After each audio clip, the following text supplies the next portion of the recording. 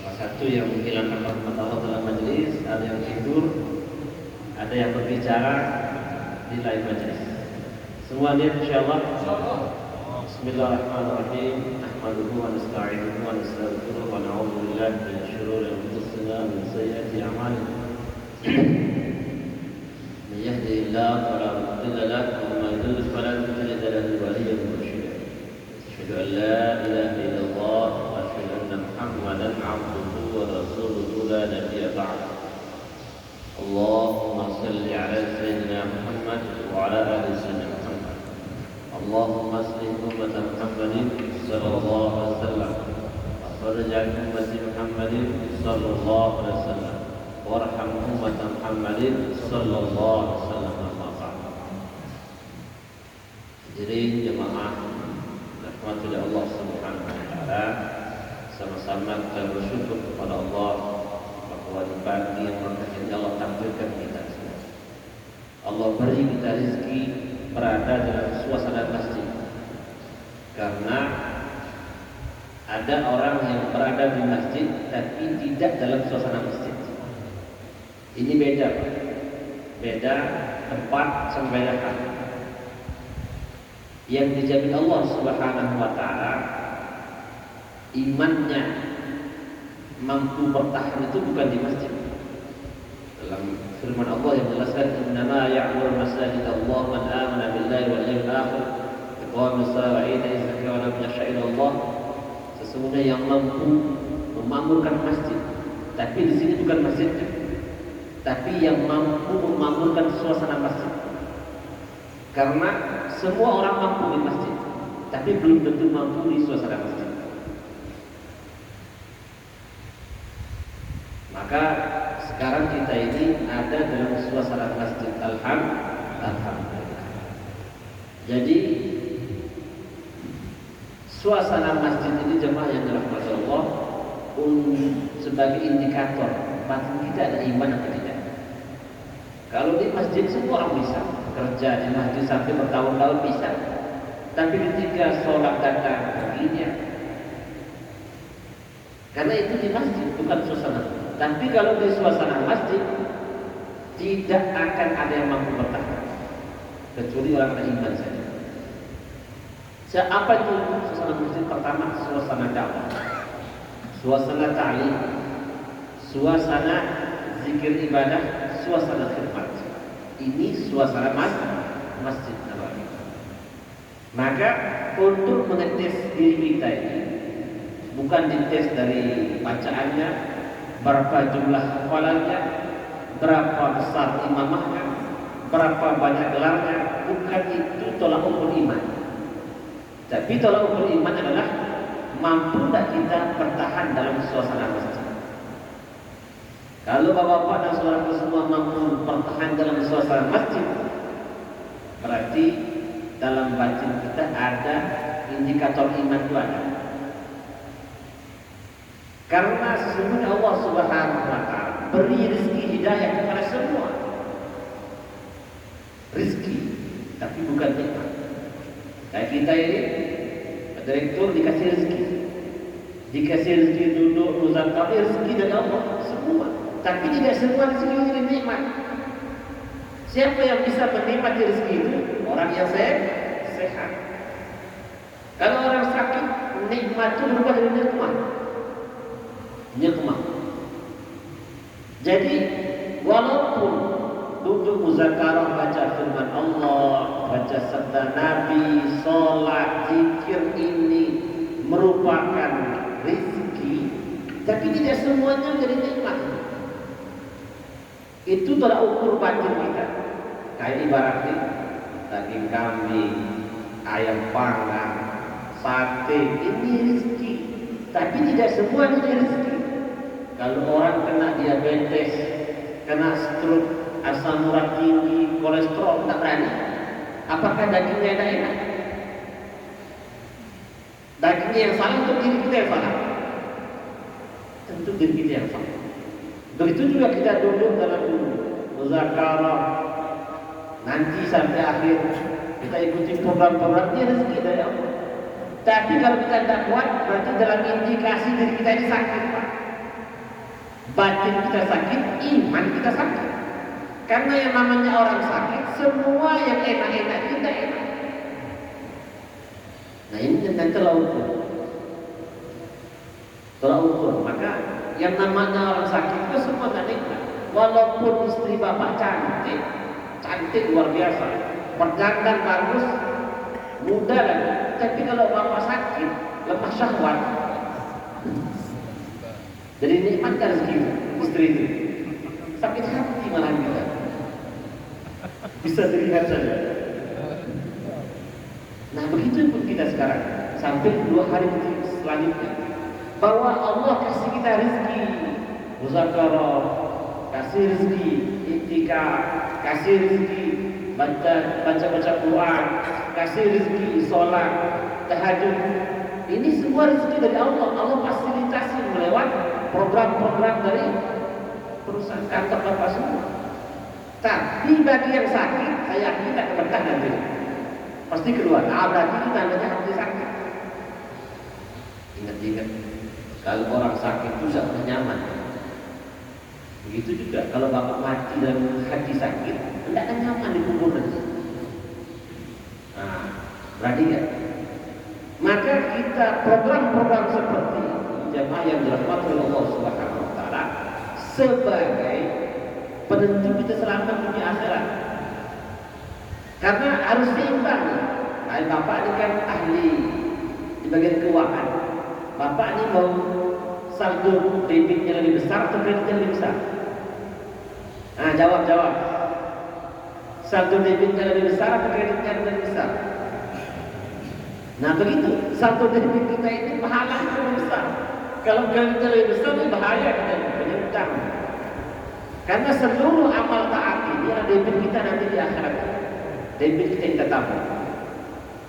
Semua maksiat ini adalah kredit kita, hutang kita kepada Allah Subhanahu wa taala. Kalau tidak beres, bahaya. Nanti dimintai pertanggungjawaban oleh para malaikat. Kenapa ini tidak beres? Karena bapak-bapak semua yang hadir di sini raja. Raja. Siapa yang memberikan kita stempel jadi raja itu Allah.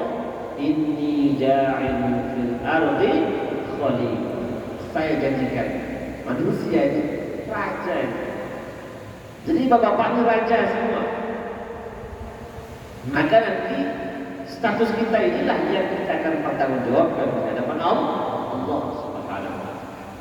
Maka nanti bapak-bapak selama di sini akan dikasih muzakarah bagaimana adab-adab, bagaimana tata cara hidup sebagai raja. Karena kenapa orang-orang Yahudi itu diusir oleh Allah? Karena mereka sudah dikasih makanan raja, malah pilih makanan rakyat. Dikasih makan dari surga kan, manna wa salwa, madu, dia minta Allah Subhanahu bosan pada makanan raja itu. Maka Allah marah atas tadilun alladhi wa nabil ladzi wa khair. Dalam tafsirnya, kenapa kamu tukar makanan hidup raja itu jadi makanan rakyat? Jadi orang raja itu punya tata tertib hidup. Presiden, pejabat punya tata tertib. Kalau orang tidak punya tata tertib hidup, namanya berantakan. Maka bapak ini adalah raja sebenarnya. Maka seluruh sunnah-sunnah ini adalah tata tertib hidup sebagai raja. Maka kalau hidup kita sesuai dengan tata tertib sebagai raja, maka seluruh alam ini akan berkhidmat di bawah kita. Seluruh alam akan berkhidmat. Jadi kalau bapak-bapak mengikuti program-program di negara ini, maka bukan mudah-mudahan, pasti sukses. Saya ngomong puasa di masjid pasti sukses. Karena apa? Karena sesungguhnya hidup orang beriman itu selalu senang, selalu sukses, tidak pernah gagal. Kenapa orang sengsara?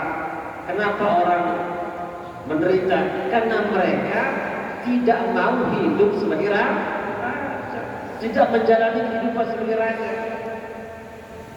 Maka jemaah yang dirahmati Allah Subhanahu wa taala, kita keluar di sini hanya untuk latihan saja dan untuk mendeteksi apakah batin kita ada iman apa tidak.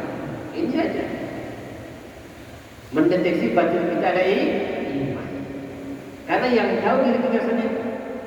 Maka bedah diri kita dalam suasana masjid. Maka nanti program kita ketika hari ini akan selalu membuat suasana masjid. Karena apabila kita selalu ada dalam suasana masjid, maka Allah janji. Allah janji dalam hadis baginda Rasulullah. Pertama, Innallaha yubahikumul malaikat. Allah akan umumkan nama bapak-bapak, nama bapaknya, nama kampungnya di seluruh alam semesta sehingga viral di alam malaikat. Nama bapaknya akan viral dalam malaikat. Masya Allah. Kalau viral di alam malaikat, maka malaikatnya akan berteman dengan kita. Kalau malaikat selalu mendatangi dimanapun kita berada, berarti hidup kita ini akan selalu tenang. Hidup kita akan selalu tenang karena dikawal malaikat terus. Dan setiap doa kita akan diaminkan malaikat. Kemudian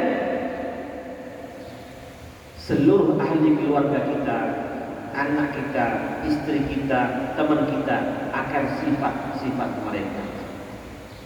Karena sifat malaikat itu la ya'sunallaha ma amarahum wa yaf'aluna ma yu'marun. Selalu taat apa yang Allah perintahkan. Jangan kira bapak-bapak ini keluar 3 hari minum makan gitu tidak. Tapi hasil dari bapak keluar ini sukses dunia akhirat. Itu pasti seperti hitungan bapak-bapak 1 tambah 1 sama dengan 1. Lebih pasti lagi. Karena ini janji Allah Subhanahu wa taala.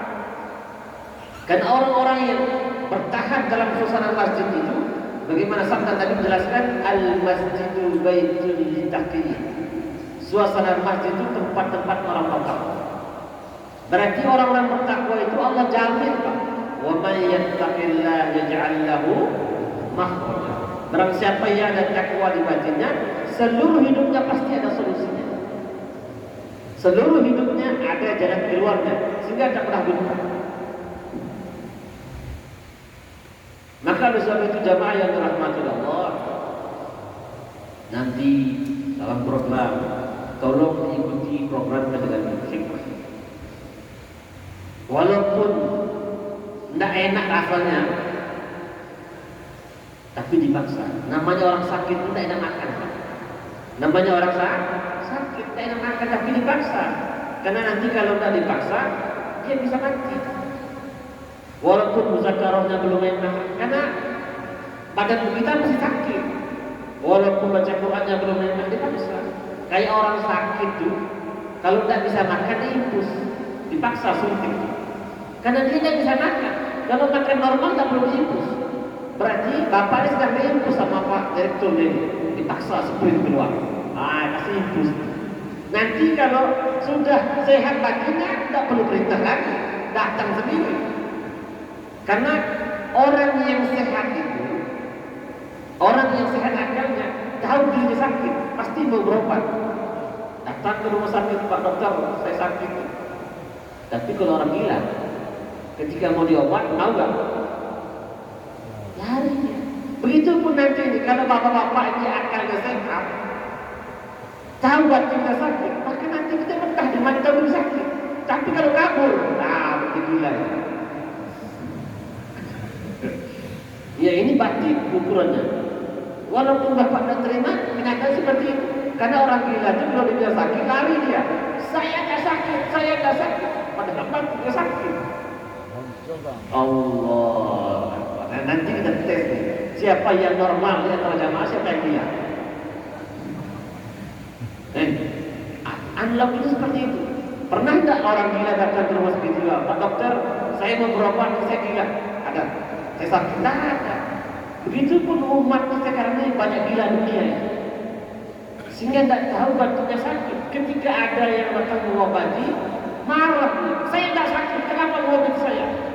Padahal semua yang nikmat-nikmat tak enak bagi dia. Sholat tak enak, baca Quran tak enak, tarawih tak enak, zikir pagi petang tak enak. Semua tak enak. Terus bilang dirinya sakit. Namanya orang gila. Cuma orang gila yang tak sadar dirinya sakit. Sehingga orang gila itu terpaksa diikat tangannya, diikat kakinya, digotong rame-rame. Ini bapak mau jadi orang berakal atau orang gila? Jawab semua. Seperti itu. Karena tahu batinnya sakit. Dari mana kita tahu? Semua amal-amal masjid tidak ada yang dari sakit semua. Bapak orang sakit gigi makan sate ini sakit.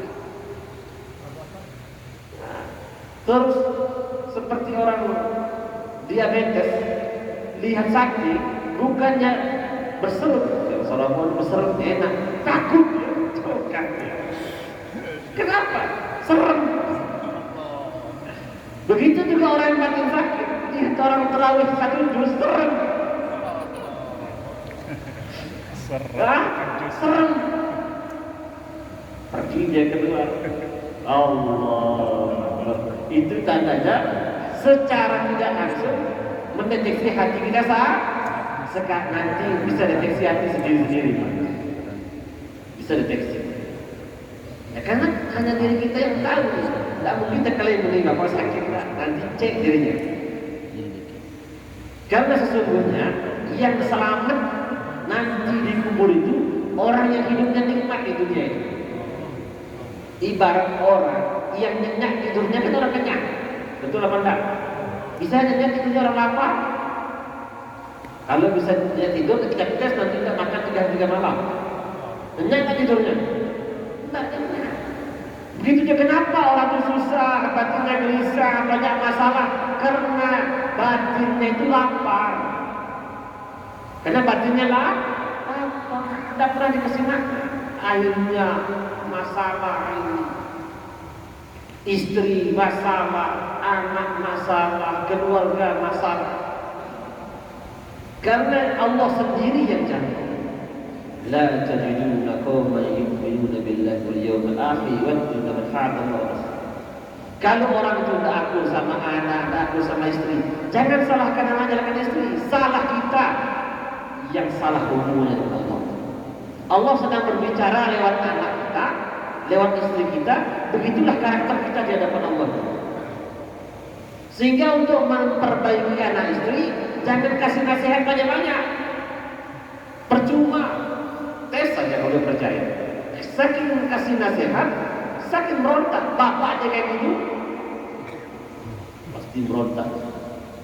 Maka kita nangis-nangis. Nanti ya Allah, salah saya ini ya Allah, salah saya ya Allah. Salahkan diri. Karena Allah janji, man aslaha ma bainahu wa bainallah, aslaha Allah ma bainahu wa bainan nas. Barang siapa yang memperbaiki hubungan dengan Allah, maka Allah perbaiki hubungan seluruh manusia. Sama rekan kerjanya, sama nasabah, semuanya Allah perbaiki otomatis. Ini janji Allah Subhanahu wa ta'ala. Cuman sekarang saya bertanya ini sama rekan-rekan semua, hidupnya mau senang apa enggak ini? Hah? Mau senang apa enggak? Mau happy-happy apa enggak? Tadi dibilang sama Pak DKM dulu, wa man hayatud dunya illa al-mata'. Ilmu man hayatud dunya illa lahu wa lahu. Dunia ini tempat main-main. Artinya senang. Tapi siapa yang senang itu? Yang senang itu cuma satu model orang saja. Itu apa? Innal ladzina amanu wa lam yalbisu imanahum bidzulmin ulaika lahumul amnu wa hum muhtadun. Sesungguhnya orang beriman dan beramal soleh, maka hidup mereka aman. Nah, ekonomi aman, keluarga aman, fisik aman, kerjaan aman, semua aman.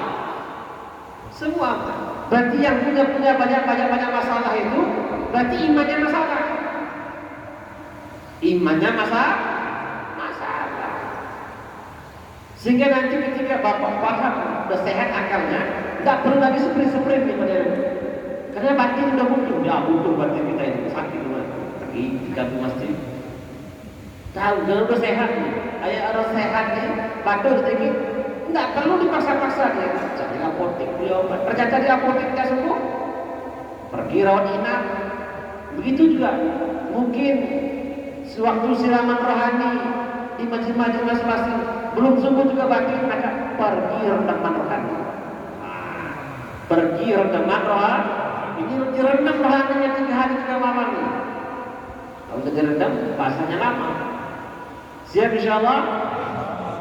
Maka nanti selama kita detoksifikasi penyakit-penyakit batin ini, untuk detoknya, maka jangan keluar dalam suasana masjid. Kecuali walaupun bapak sedang duduk di luar, tapi bicarakan besar Allah, kehebatan Allah. Dimanapun kita duduk bicarakan itu. Lupakan dulu kerjaan, lupakan dulu masalah-masalah yang lain. Karena kalau benar cara latihan seperti ini, maka seluruh hajat kita dunia selesai. Selesai. Karena hidup kita akan terlatih. Kenapa orang itu keinginan selalu tertunda? Pengen ini tertunda, pengen itu tertunda. Maka Allah jelaskan dalam sebuah hadis. Hadis kursi. Jelaskan kita misal, ma la yazalu qaumun yuakhiruhum illa yuakhiruhum Allah. Tidaklah seorang kaum, seorang hamba yang selalu menunda solatnya, kecuali hamba itu seluruh hajatnya akan ditunda oleh Allah. Berarti yang telat-telat menikah, tapi sering juga sholat. Telah sholat hajat, sering juga sholat. Ini janji Allah. Tidaklah seorang hamba itu yang sering menunda-nunda sholatnya, kecuali semua hajatnya akan ditunda oleh Allah. Ya Allah. Iya ditunda, karena dia sholat. Kalau dia tidak sholat, maka dibiarkan oleh Allah. Terserah kamu lah, ngomongnya apa. Maka oleh sebab itu jamaah yang dirahmati oleh Allah, saya bertanya, kalau rekan-rekan semua telat masuk kantor atau tidak masuk kantor sehari 2 hari, langsung dikasih SP kan sama pimpinan, surat peringatan atau dipanggil? Betul, dipanggil. Ini baru manusia ini dipanggil. Bagaimana kalau jauh dari Allah? Insyaallah. Masya Allah. Insyaallah. Jauh cukup. Tinggal karena instruksinya. Maka oleh sebab itu dalam sebuah hadis dikatakan, ma asaba min 'abdin min musibatin la yukuru biha illa billah. Memang tidak ada suatu musibah yang menimpa seorang hamba itu kecuali memang dosanya bisa terhapus kecuali dengan asbab musibah.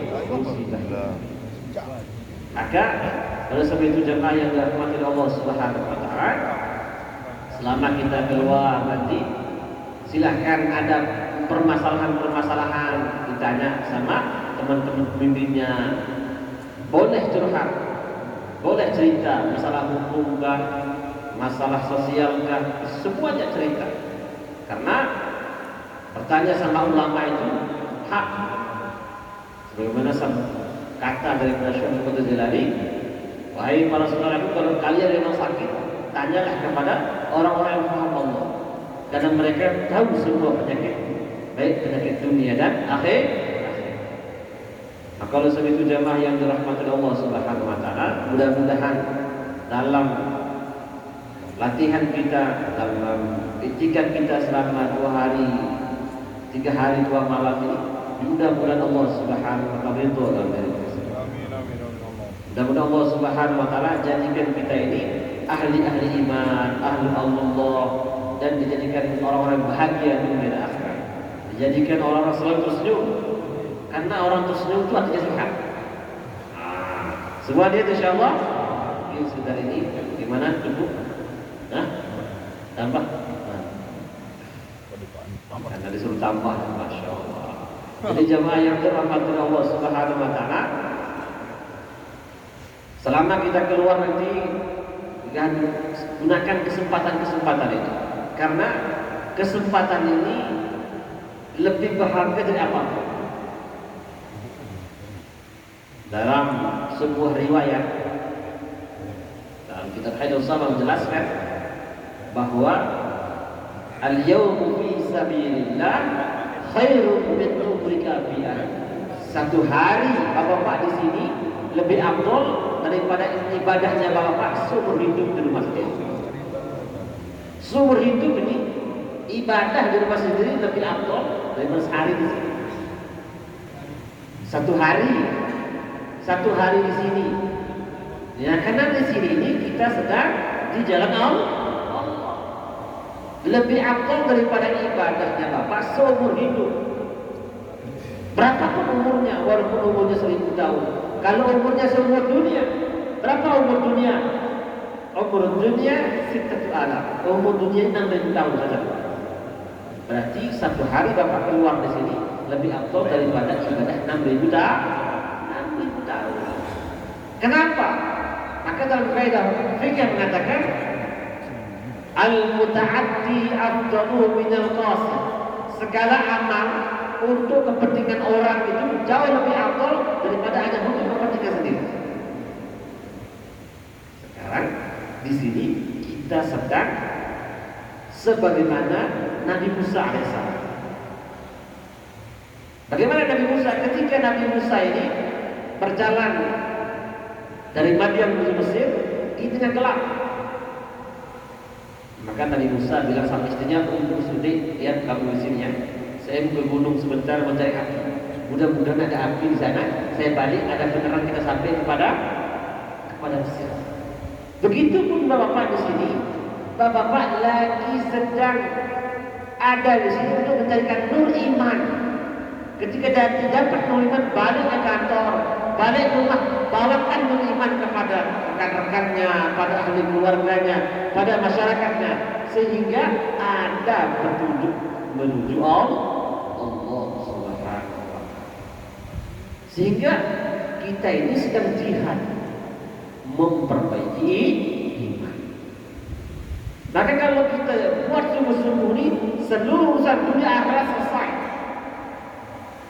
Dan nanti kalau bapak-bapak sungguh-sungguh dalam buat ini, maka bapak akan mendapatkan nikmat yang tidak pernah terfikir, yaitu nikmat maqam tajrid.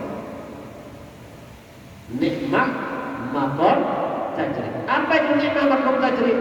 Baru kita pikir itu nikmat ahli surga itu. Baru kita pikir yang kita mau datang. Belum doa, baru niat saja datang. Tapi itu bagian sehat. Karena sesungguhnya ahli-ahli surga itu sebelum dia akan masuk surga, Allah akan beri rasa surga di dunia ini. Allah akan beri rasa nikmatnya surga. Maka oleh sebab itu dalam kehidupan ini sudah Allah jelaskan ahli iman mukanya bercahaya, ahli maksiat sudah nampak dari mukanya tanpa dijelaskan. Simahu fi wujuhihim min atharis sujud. Dari mafhum mukhalafahnya simahu fi wujuhihim min asari maksiat. Mafhum mukhalafahnya dalam diri mereka, wajah mereka nampak bekas sujud. Dalam diri mereka nampak bekas maksiat. Ini tafsirnya. Bagaimana cahayanya?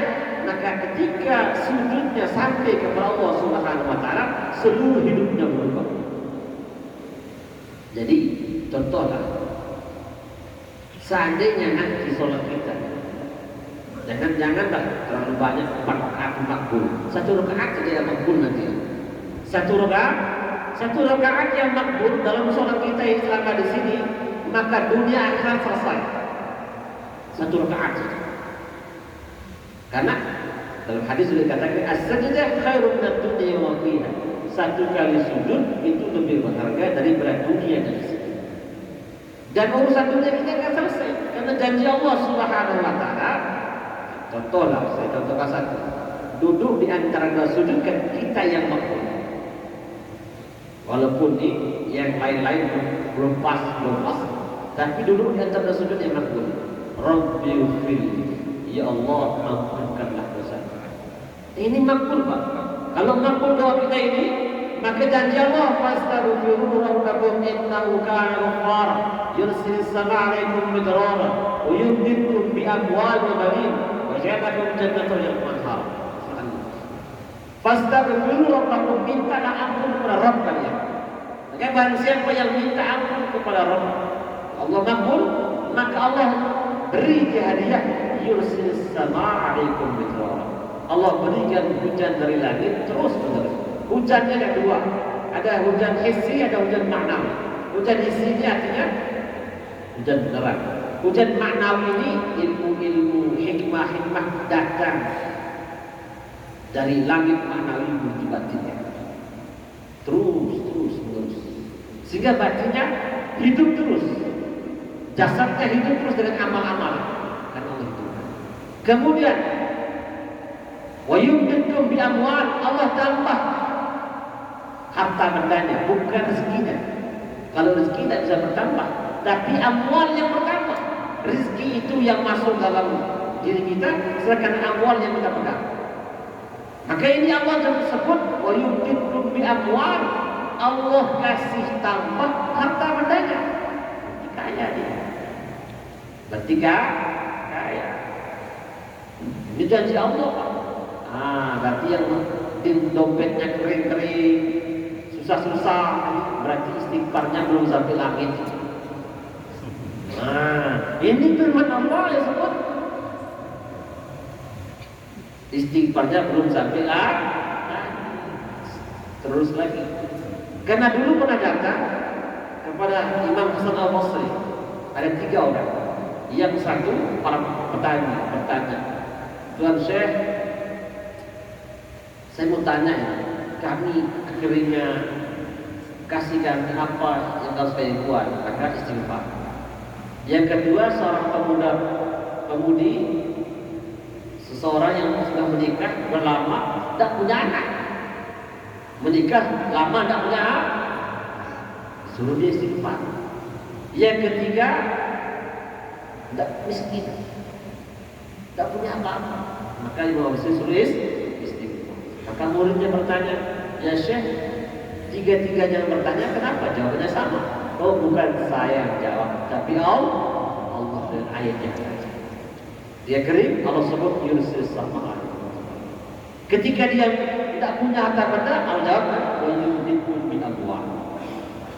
Ketika tidak punya anak, Allah jawab dengan membani, akan kasih anak. Ini jawaban Allah Subhanahu wa taala. Maka kalau kita keluar nanti, Allah sebutkan selama kita keluar dari Allah ini, alladzina yakhrujuna min baitihi fi sabilillah la ya'luhu qiyamuhu wa naharuhu siyamuhu. Orang yang keluar dari rumah untuk memperjuangkan agama Allah, maka malamnya semuanya dihitung ibadah dan siangnya semuanya dihitung puasa. Walaupun rekan-rekan nanti sudah makannya banyak, insya Allah tidak akan hisab. Semuanya insya Allah, mudah-mudahan nanti semua bisa menjalankan program dengan baik, bisa meluruskan imannya, bisa lanjut semua insya Allah. Mudah-mudahan Allah berikan keberkahan, amin ya rabbal alamin. Aku qauli hadza, astaghfirullah li wa lakum wa lisa'il muslimin wal muslimat. Wassalamualaikum warahmatullahi wabarakatuh.